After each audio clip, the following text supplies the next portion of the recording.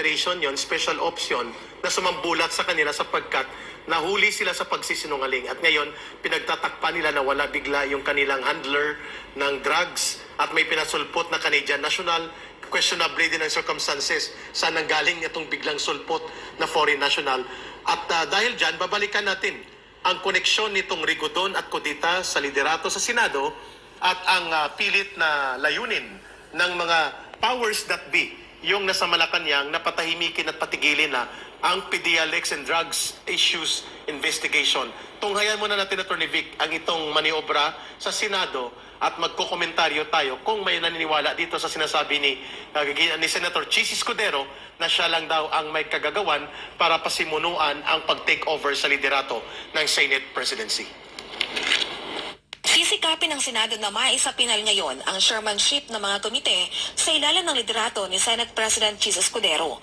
May ilang senador na maatili sa kanilang hinahawakang komite, gaya ni Senator Bato de Rosa na chairman ng Public Order at Dangerous Drugs at Senator Christopher Bongo sa Health Committee. Ayon kay De La Rosa, dahil manatili siya sa Public Order at Dangerous Drugs, ay tuloy ang investigasyon sa PDEA leaks. Si Senator Francis Tolentino naman, sinabing bibitawan na ang Senate Committee on Justice at Maritime. Retained ang committees ni Senator Bato, retained ang committees ni Senator Bongo. As the majority leader, Senator Tolentino would have to let go of justice. And ano ba yung isa niya? Maritime. Magkakaroon naman ng eleksyon sa mga komite na binakante nila Senator Nancy Binay at Senator Sonny Angara na nag-resign bilang Finance Committee Chair. Siya ay posibleng palitan ni Senator Crispo.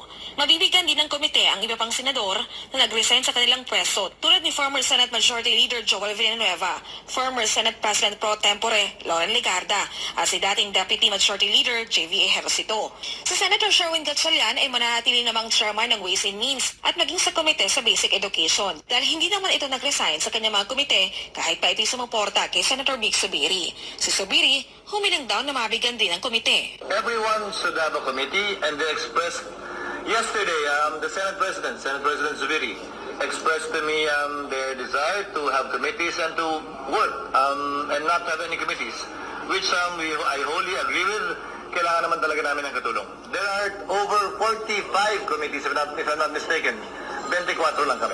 Samantala, binahagi naman yan, ang pambayad, ang larawan na naging gathering nito sa palasyo kagabi. Grabe, gathering sa palasyo. Gaya ni Senador Robin Padilla, Alan Peter Cayetano, Francis Tolentino, Rafi Tulfo, Sherwin Yan ang mga Gatchalian, sip-sip. Mark Villar, Cinco Estrada, Reyes Po, Cindy Villar, Loren Legarda at si Pia Cayetano. Kasama ng ilang mga senador ang kanilang mga asawa. Wala naman sa larawan si Senator Bato de Rosa, gayon din sa Zubiri. Una ang nilinaw ni Escudero na matagal ang nakaschedule ang naturang pagtitipon at hindi daw ito dahil sa pagpapalit ng liderato sa Senado. Tanungin mo kung kailan sila nag-imbita dahil imbitasyon ko natanggap ko 2 weeks ago na. Sinungaling. Gaya ng sabi ko, this is a regular dinner. Regular dinner. Na hinost niya with senators, all invited, walang pinipili. I was not able to attend. Tumahimik ka nga. Mahilig magpasakay ng mga pahayag itong si Senator Chis Escudero. Kaya nga. Huwag niyo na pong bulahin ang taong bayan, Senator Chis Escudero. Reward yun, alam na namin yun. Ang tawag nga sa'yo, Senator Kilay. Hindi naman si Atty. Vic ang nagtawag sa'yo, kundi ako si Ka-Eric. Kung bakit ka tinawag na Senator Kilay, hindi ko alam kasi yan ang tawag sa'yo.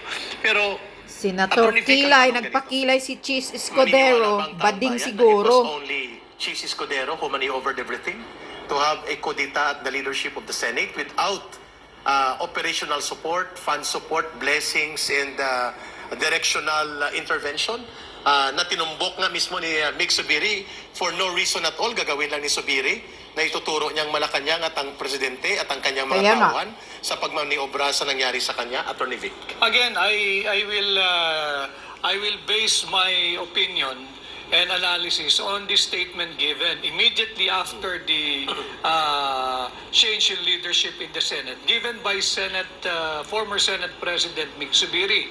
Sinabi niya na as early as last week, usap-usapan na yung tangkang pagpapalit ng liderato sa Senado at marami na rin nagme-message sa kanya, tumatawag na I am with you, I'm with you all the way, I will stand by you.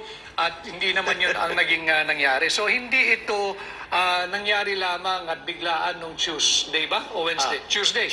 Tuesday. Ito ay produkto ng siguro isang buong linggong proseso o nung nagsimula na itong pagdinig ng komite ni Senator Bato sa PIDEA document leak at yung doon nga sa hindi pa natatapos at hindi pa rin gaano napapag-usapan na higit na mahalaga yung Alitagtag Batangas Drug Hall. So hindi ito nangyari nung Tuesday lang mga kababayan at kinumpirma ito nung mismong pahayag na ginawa ni Senate President Mig Zubiri na matagal nang pinag-uusapan about a week or 2 weeks ago ay nag-uusap na may tangkang pagpalit sa liderato kaya hindi na maloloko ang sambayan ng Pilipino sa tunay na kadahilanan ng pagpapalit ng liderato sa Senado.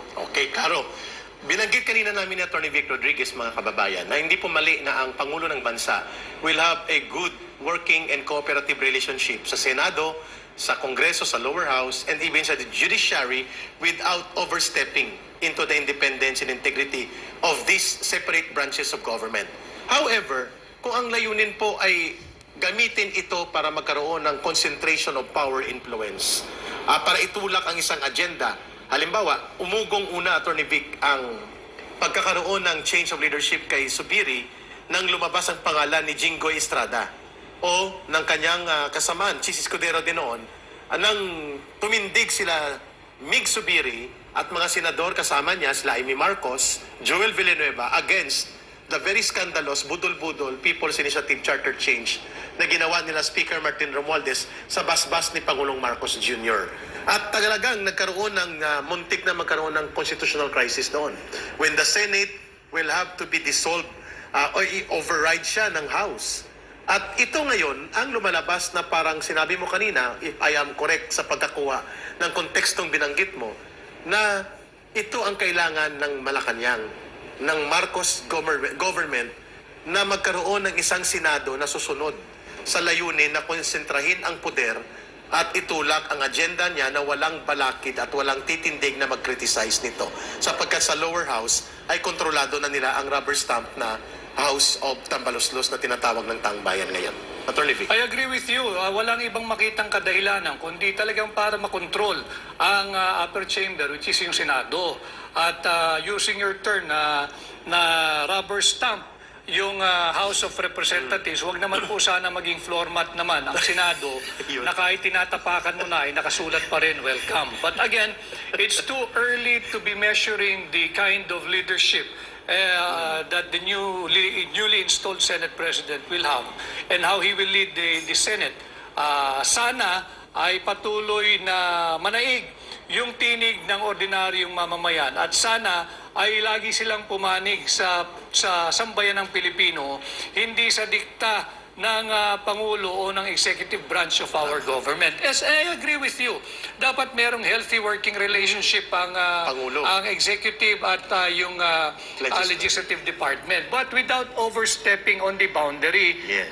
Specifically, yung pagiging independent or yung independence of both houses. Never mind the House, magpinsan yung namumuno riyan. Pero yung Senado, sana naman ay tumindig yung mga senador, lalo na sa usapin ng charter change. Correct. During the most recent survey on charter change issue, 88% rejection. I will repeat, 88% rejection. So, na-grasp na ng sambayan ng Pilipino yung issue, tutol eh. At sana ay pakinggan nila yan, gawin niyang batayan pagdating ng panahon na kinakailangan nila magdesisyon. Yan ang mga boses, Atty. Vic, no? Comment ng mga taong bayan, yung the way you deliver your message, standing for democracy, yan daw mga boses na hinahanap nila na maririnig sa halls of the Senate.